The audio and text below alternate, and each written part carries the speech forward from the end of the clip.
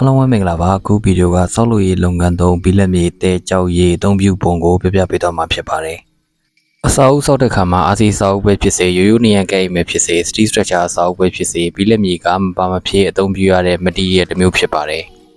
ဘီလက်မြေတဲရဲ့အလေးချိန်က112ပေါင်50 kg လေးပါတယ်ဘီလက်မြေအိတ်20ကတတန်အလေးချိန်နဲ့ညီမျှပါတယ်ဘီလက်မြေအိတ်ကိုဖောက်ပြီးပြီဆိုရင်တရက်ထဲနဲ့ကုန်အောင်အသုံးပြုရပါမယ်မကုန်ခဲ့ဘူးဆိုရင်ဘီလက်မြေအိတ်ကိုလေးလုံးအောင်တည်တည်ချာချာပိတ်ထားရပါမယ်ခဲနေတဲ့ဘီလက်မြေတွေကိုလုံးဝအသုံးမပြုသင့်ပါဘူး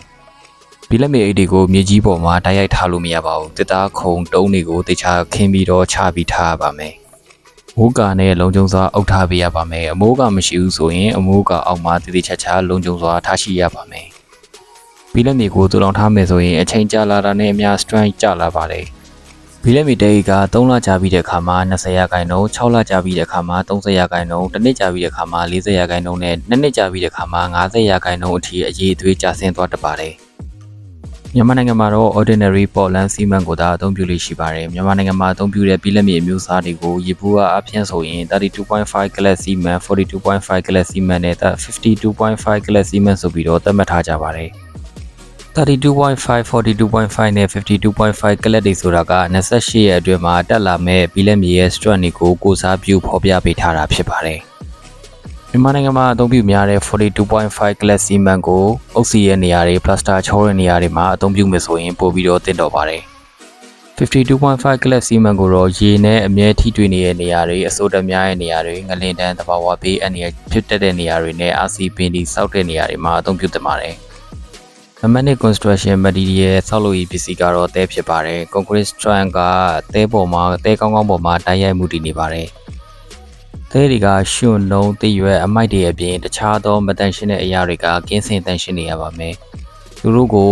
စကားချခြင်းဖယ်ရှားတန့်စင်စေပြီးမှသုံးဆွဲပေးရပါမယ်တဲမှာရွှနေနှုံးတွေပါဝင်မှုကိုနီးလန်းနှမျိုးနဲ့ဆက်သက်နိုင်ပါတယ်ပထမနီလန်းကတော့ရေဆိုးနေတဲ့လက်ဖွားနှစ်ဖက်မှာတဲကိုတင်ပြီးတော့ပုတ်ကြည့်ရပါမယ်လက်ဖွားတွေထဲမှာညစ်ပတ်စွာကျန်နေခဲ့မယ်ဆိုရင်အဲ့ဒီတဲကရွှွန်ဒါမှမဟုတ်ရင်နှုံးများစွာပါဝင်နေတာကိုဖော်ပြနေခြင်းဖြစ်ပါတယ်ဒုတိယနီလန်းကတော့တန့်စင်နေတဲ့ပလင်းတစ်လုံးတွေကိုတဲတဝက်အတီးဖြည့်ရပါမယ်ပလင်းရဲ့၄ပုံ၃ပုံထိကိုတန့်စင်နေတဲ့ရေကိုထပ်ဖြည့်ရပါမယ်ရေနဲ့တဲထည့်ပြီးတော့တဲ့အခါမှာပလင်းကိုခက်ပြင်းပြင်းလှုပ်ခါပေးရပါမယ်အနေထိုင်စေဖို့အတွက်အချိန်တစ်နာရီခန့်ကြာအောင်ထားပေးရပါမယ်တန်ရှင်းမှုရှိတဲ့တဲကအချိန်ခဏအတွင်းမှာအနေထိုင်သွားပြီးတော့ရွှွနှုံးတို့ကတဲရဲ့မျက်နှာပြင်ပေါ်မှာဖြင်းကျင်းစွာအနေထိုင်ပါလိမ့်မယ်ပလင်းရဲ့တဲပေါ်မှာတင်းကျပ်နေတဲ့ရွှွနှုံးတို့ရဲ့အလွှာတူကအောက်မှာရှိတဲ့တဲတူရဲ့10ပုံတစ်ပုံဒါမှမဟုတ်ရင်10ရာခိုင်နှုန်းထက်မပိုရပါဘူးအဲ့ဒီစမ်းသပ်မှုကိုအနေတန်းစနီ decantation test ဆိုပြီးတော့ခေါ်ပါတယ်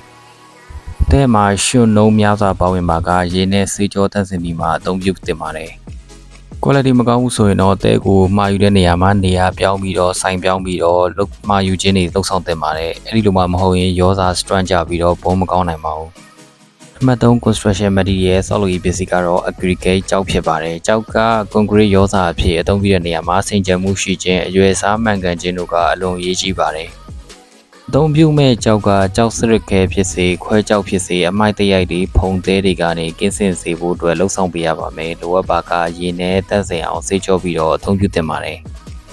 ကျောက်ရည်စားကတက်မက်ကနေ3မှတ်အတွင်းရှိရပါမယ်ခွဲကျောက်အသုံးပြုနိုင်မယ်ဆိုရင်တော့ပို့ပြီးတော့ strength ပိုကောင်းနိုင်ပါတယ်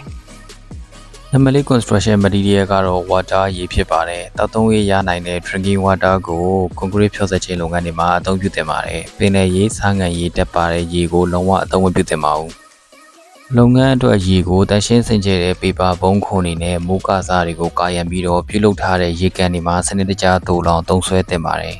။ကျွန်တော်တို့ site တွေမှာပုံမှန်ဖြောဆက်နေကြဖြစ်တဲ့136 124ချိုးတွေက unit weight ကိုအခြေခံပြီးတော့ရောဆက်ထားတာဖြစ်ပါတယ်။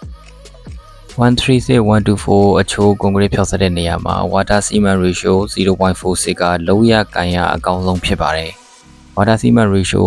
0.46 ထက်ပိုမိုနဲ့လျော့နေခဲ့မယ်ဆိုရင် concrete stand ကပိုပြီးတော့ကောင်းပါတယ်။ water cement ratio ကွန်ကရစ်ဖြောက်ဆက်နေရာမှာရေပါဝင်နှုန်းကရောစာကြောက်သေးတို့ရဲ့ fitness site compressive strength တို့အပြင်တခြားသောအကြောင်းအရာများပေါ်မူတည်ပြီးတော့အပြောင်းလဲရှိနေပါတယ်။